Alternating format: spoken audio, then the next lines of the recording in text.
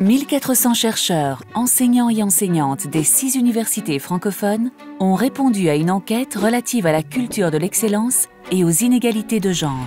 Un premier résultat montre que la grande majorité des hommes, mais également 45% des femmes, ne perçoivent pas ou très peu d'inégalités de genre dans le fonctionnement universitaire. Et pourtant, dans nos universités, seulement 16% des professeurs ordinaires sont des femmes.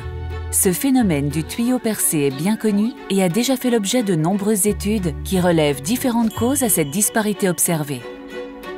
Une explication classique souvent avancée est la surcharge des tâches domestiques pour les femmes, réalité que nous observons également auprès de l'échantillon. Et on voit que ce déséquilibre impacte négativement la performance professionnelle de plus de la moitié des femmes, mais contribue par contre positivement à celle de 33% des hommes. Une autre explication, les comportements autolimitants dans le chef des femmes.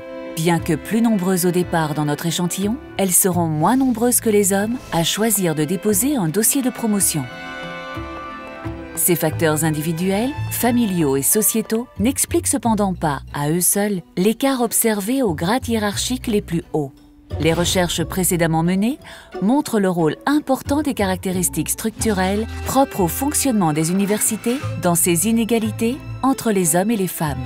Elles établissent que, à qualité égale, les femmes reçoivent généralement une part plus faible de citations de leurs publications que les hommes. Les missions institutionnelles, moins valorisées dans le système de promotion, reposent de manière disproportionnée sur les épaules des femmes universitaires. Les étudiants et étudiantes évaluent mieux les hommes que les femmes, alors que rien n'indique qu'ils ou elles apprennent mieux avec des enseignants hommes. Enfin, une étude publiée dans la revue scientifique Nature montre que les chercheuses devaient être 2,6 fois plus productives que leurs homologues masculins pour obtenir la même reconnaissance scientifique qu'eux.